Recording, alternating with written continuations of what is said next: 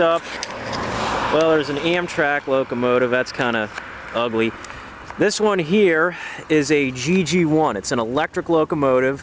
They were built in the 30s, and you can see the pantograph on top. These things were really powerful. I guess they could put 9,000 horsepower on the rail on overload, which would mean about 11,000 horsepower if you had a diesel, because diesel loses some of its steam. But this one, I'll probably have to just get some regular pictures later, because I doubt you can see it all in the frame. But that's the GG1. Interesting design, really nice. They used them for almost 50 years. This next one here, I don't know what the class is on it. This is a really early electric locomotive. What's interesting about it is you can see there it had side rods on it. So the motor would run and it would turn the side rods, which would then sort of, pardon me, pull the locomotive along. So that's a couple of electrics. Up here you can see we got some steam locomotives, and I'm gonna go through one and just sort of talk about it, and then I'll go check out the rest. Okay, now this one up here is an L1. Alright, it's called a Mikado, is what they used to call them, because the original locomotive of this type was built for Japan. I'm going to get in a little closer. You can see it has, it's called a 282. What that means is it has 2 wheels in the front there, then 8 drivers, and then another 2 wheels in the back to support the firebox, which you can't see because of that thing, but I'll get to it. Anyways, so there's the cab, and then you get that heavy wheel in the back there to support the firebox. Pennsylvania Railroad is called the Standard Railroad. One of the reasons for that was because they standardized things. This same type of boiler here that was used on the L1 class is also used on the K4 class, which is a passenger locomotive. That one I'll show you in a minute. But just to go over how it works, in the back here you see the cab. That's where the engineer and the fireman sat and ran the locomotive. Then that sort of bulky flat top thing there is the firebox. Now the reason it's sort of squared off like that is because if you squared it off around the firebox rather than having it conical shaped, you got more heating area for the same grate. So basically they shovel coal into the firebox, and that heat would be carried, and the exhaust gases would be carried through tubes across the boiler, which is the sort of surface in there between the firebox and where the smokestack comes up. So the water's in there, and there's that dome. That's the steam dome. As it boils and the steam collects, it would pressurize, and then the steam would be pumped from there down to the cylinder, which you can see here. You can see the pipe from the smoke box where it would go down. Just incidentally too, you probably can't read the plaque on the side, but it says the Baldwin Locomotive Works, and this was built in December of 1916, so it's pretty old. Anyways though, so as the steam would go in, the cylinder on top is the steam chest, and it would channel steam into the cylinder, which is right below it. And it was a double acting system, so steam would work both sides of the piston alternating. So then the steam would push the main rod right there. That's that sort of thing coming out of the cylinder, and that in turn would turn the wheels. And then you can't see, well, it's not there, but there's that sort of pin looking thing on the third driver there, and it would link up to that thing right in front of me there, and it would, as the wheels rotated, it would alternate that link, and that link hooks up to the steam chest, and it switches the steam back and forth between the front and back face of the piston. And then as the steam exhausts, it would exhaust up and out the stack. So that's what gives a locomotive that chug-chug sound, is the steam actually ejecting out. And as that steam would eject out of the smokestack, it would create a draft that would pull air through the firebox and through the flues and up into the smoke box and out the engine. Another thing they would put on these was, it's called a superheater. Basically, the steam would run then between the steam dome on top. It would come out to the front, and then from there it would go back through wider tubes through the fire tubes that would carry the exhaust, and so it would heat the steam up and it would also dry it out. So it got a lot more power out of it and it was a lot more efficient. So moving on, I was saying that it had this, the L1, the Mikado, had the same boiler as the K6. This is a K6. This was the main passenger locomotive of the Pennsylvania Railroad for about 30 years. One thing that's sort of interesting, you can see on the front of it, it has that sort of weird cow catcher. That's something the Pennsylvania Railroad added. It adds weight to the front, and you probably can't tell, but it's also called a drop coupler. You could pull a pin, and the coupler in the front would rotate down, so it wasn't sticking out of the front. But all steam locomotives basically work the same way. One thing that's interesting is on a lot of these, they're later locomotives, even if they weren't built later, they were designed. Originally, these would have the headlight on that platform on the top front of the boiler, and that other clunky thing there is a generator. But what they found out was the generator needed maintenance more than the light needed replaced on the headlight, so they switched it. They put the headlight on top of the boiler, they put the generator there, and then they put that footboard there so you could walk up and work on the generator, which isn't necessarily pretty, but it works. You can see here also the size of the drivers on this. They're a lot bigger. These are 80-inch drivers as opposed to, I believe, the L1s had 68 or 70-inch. And the reason for that is a steam locomotive is a direct drive system. You can't gear it. So one of the ways, if you wanted more speed, you could make the drivers bigger. The problem you got with that was you had less torque. But there it is. These things could go over 100 miles an hour without much problem. Really pretty locomotive too. I mean, I don't know if anyone else would think it's pretty, but I do. Also, I mentioned earlier this is Amish country, so got a buggy coming on down.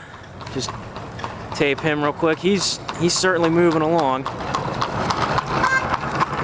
Hello. I didn't know they had horns on their buggies. Anyways, so now this next one, let me get a look. Okay, that's an H class. All right, that is a 280. So you can see there's nothing underneath the cab or the firebox. The firebox actually sits on top of the drivers there. And this thing was used quite a bit. It's not as big. It's an older. For example, this one was built by Lima in Ohio. It's actually an H10, and this was built in 1915. One of the differences you can see on this one is what I was talking about earlier. The headlight is on the front of the boiler face, while the generator is in behind it. So probably what that means is that this was retired before they started doing those changes. From what I've read, that happened after World War II. And the next one we got up here, I'm not sure which one it was, but we'll see. I think it was an M class. That's called a mountain, because they used it in mountainous terrain. If I'm right, then this is a 482. So you had 4 wheels in the lead truck. Yeah, I was correct. 8 drivers, and then 2 wheels under the back. Now, one of the reasons most of the original locomotives did not have trailing wheels, but what happened is, as the locomotives got bigger and bigger, you needed a bigger and bigger firebox to generate enough heat to create enough steam. So what they started doing was, if you put wheels under trailing wheels underneath, you could fit in a bigger firebox, and that allowed you to get more steaming power. Yeah, so this is a mountain. Then with the front trucks, generally if you had 4, well, you had to have at least 2 to guide you through turns. And if you had 4, it would help you a lot of times with speed. These locomotives were designed for dual purpose. You could use them to haul freight, and it would go fast with freight. You could also use them to haul passenger trains if you needed to. You see the air reservoir at front, and then it's a similar pattern. You have the generator, the headlight. One interesting thing is behind the stack there, you can see it's called a feed water heater. Basically what they did was they would take water from out of the tender, and before introducing it into the boiler, they'd run it through the steam, through the smoke box to preheat it before it went in to the boiler. This made it more efficient. Well, I'll tell you what, I'm gonna let that go for now and take some pictures. I hope you all enjoy. First, this one right behind the little boy there is an American. It's 440. This is a railroad pretty much won the West. You can see it's a little more old-fashioned. I'll see if I can't find a boilerplate on it. Yep.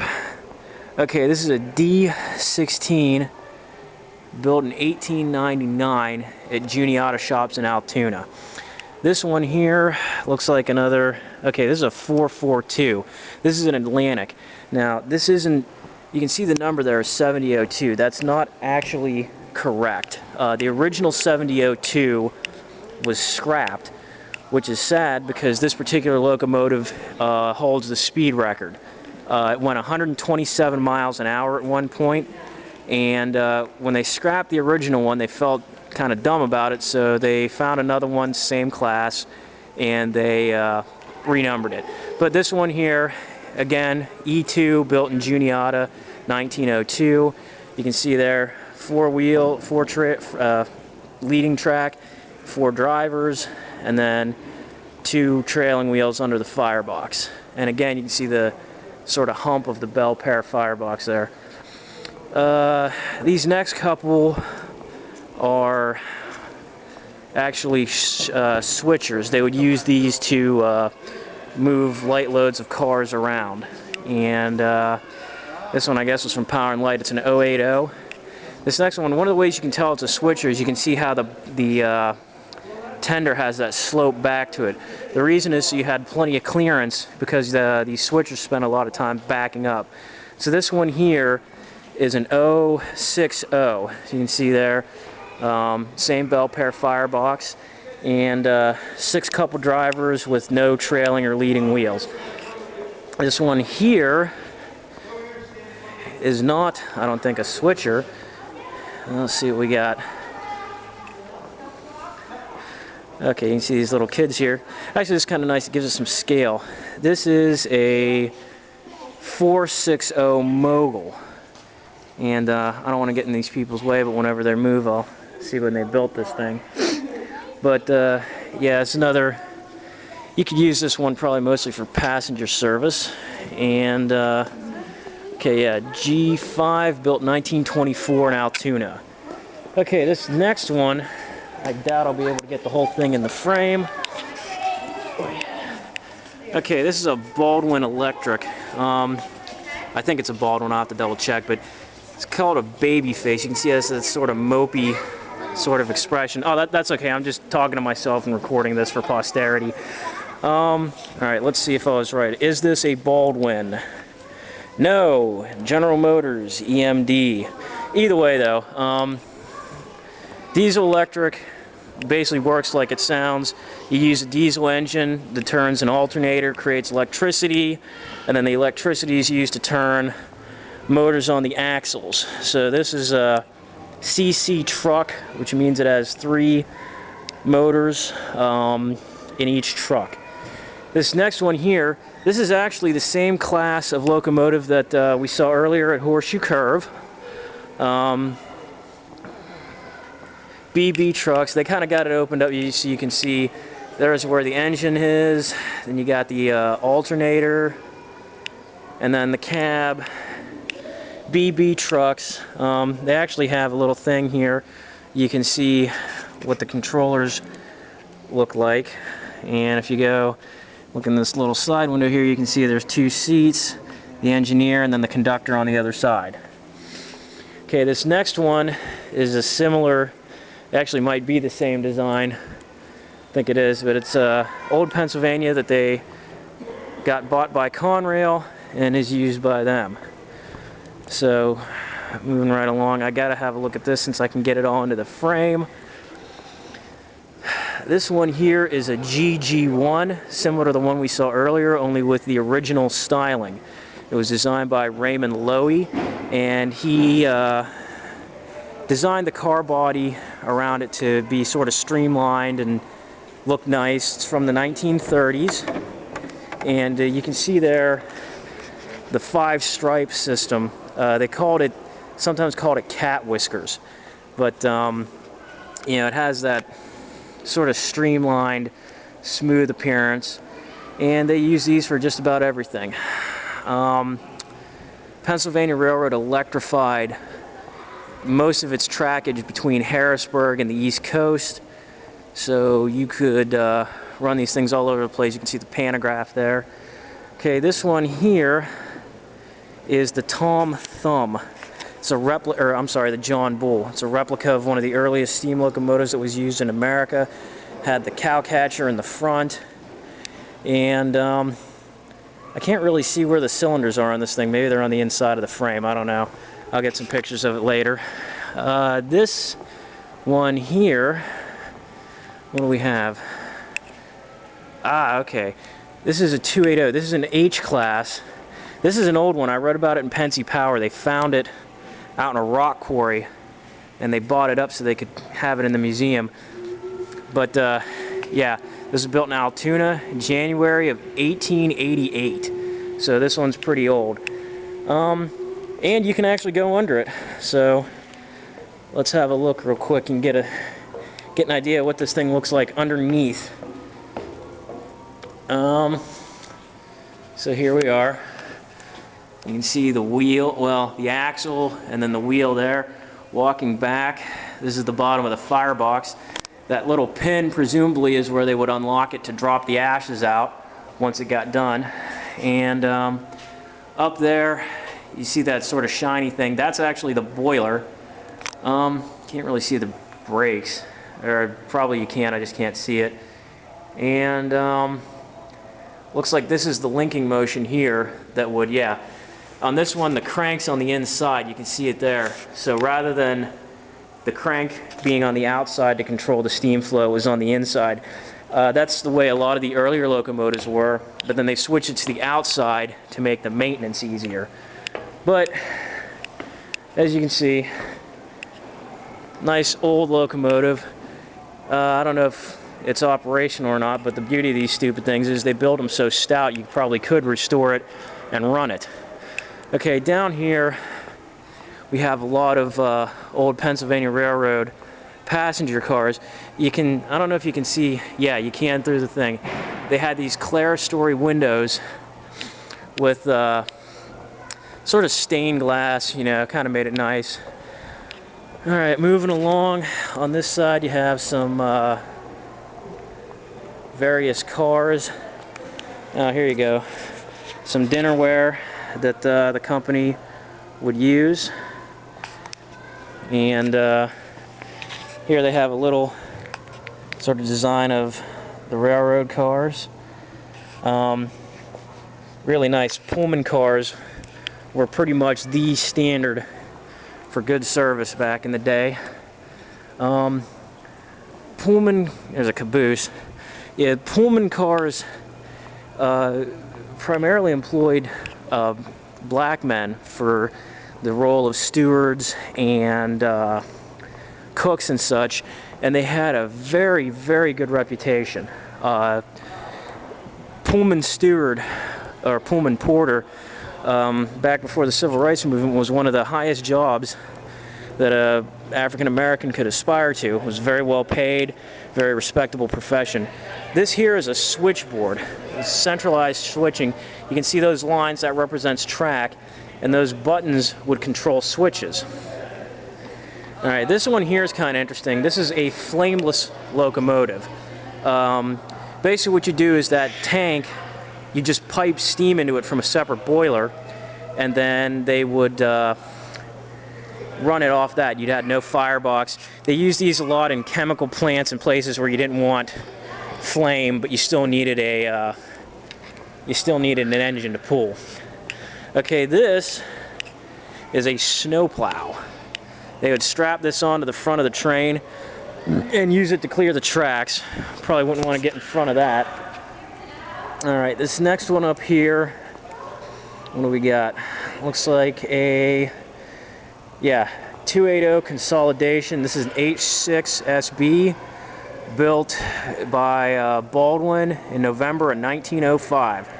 So that's something. Same thing, you can see the air reservoir at the front, the headlight with the generator behind it and the high stack, bell pair firebox. Now what's interesting here is they've opened this one up a little bit, so if you go in, they've opened the front of the smoke box. You can see the bottom of the stack there. Underneath that you can sort of see the nozzle. That's where the steam would blast up into the smokestack. And that sort of screen they have going on is to keep ashes and cinders from going up the stack. And yeah, you can see the light. And they also have the back end opened up. While we're here, okay, they have these labeled, like the air pump there for running the brakes, the ash pan. Okay, on the wheel you can see this weight here. That's a counterbalance. One of the problems you had, well, I'll get to that later. And then you have the eccentric rod, which goes back and forth. That controls the valves through the valve gear here, and it alternates the steam flow back again between the valve chamber at the top here and the cylinder at the bottom. And let's see, yeah, got the main rod, that's what actually drives it, and then the side rod that connects the driving wheels together. And they have the back end of this opened up, so let's go take a look. Sort of gives an idea of the complication of running one of these things. Here's the engineer's side. You can see some dials and stuff and a whole load of controls. This here is the throttle. You run your speed through that, and this is the back head of the boiler. You can see, hopefully in here, there's the firebox. That's where the coal went. You can see the grate for the ashes, and then up in front there you can see the small tubes, which are the fire tubes for the hot gas, and then those larger ones are for the superheater that I described. This here on the other side is the fireman's side, which you can't probably see all that well, but that's what controlled, that's how the firemen controlled the boiler. And then back here you can see there's the coal chute for the tender, and then behind that would be water. Alrighty, moving on. Got some box cars and such. Kind of interesting display here of what it would look like in one of these locomotives. Alright, so we're walking. We are walking. Here we go. The railroad police. These guys are probably not people you want to run into. My barber was talking about how when he was a kid, him and a buddy went and stole some oil out of a railroad lantern, and they got away with it once, and then the next time they tried it, railroad bulls caught them, and they got hauled down before the magistrate and had a bad time of it, which I guess the moral of the story is don't screw with railroad property. And so we're going to keep walking. Some more cars there. Got an old locomotive that was used in Hawaii, and yeah, just some general sort of stuff to look at as far as like for this one here, they have it set up so they're going to dump ice into this refrigerator car, which they'd use for fruit and other perishable goods before they had mechanical refrigeration units put onto it. And some other maintenance scenes over here. just general maintenance stuff. Apparently railroad work was not fun, if you can imagine that. And we're going to have a look at the cab of the GG1 real quick. Yeah, not quite so complicated as the steam locomotives. One of the things you can see there is that line of 3 dots in a row. This was used to replicate the signal blocks. They had it on both sides of the locomotive for both the engineer and the fireman, or whatever you called the second guy on an electric locomotive. Basically, the idea was even if you missed the signal, you could still see it repeated on that display. This big one here is the E44 class. This is another electric. It's kind of got a blocky appearance. They used to call them a brick. You can see here though, there's the pantograph it would draw its electricity from. And one of the interesting things, again, like the other Pennsylvania locomotive, the hood here is high. So the only way you can see is out that little window there by where that little child is. You can't see directly in front of you. You're looking around the side. And this is another, it won't fit in the frame probably. This is another little electric locomotive. I'll see about getting a picture of that later. And let's see, what else do we have here? Okay, this is a Pullman car. Let's have a look inside, shall we? Alright, probably, yeah, you can't really see. It's a dining car. It's really nice, but you can't see much of it because of the reflection. And I'm going to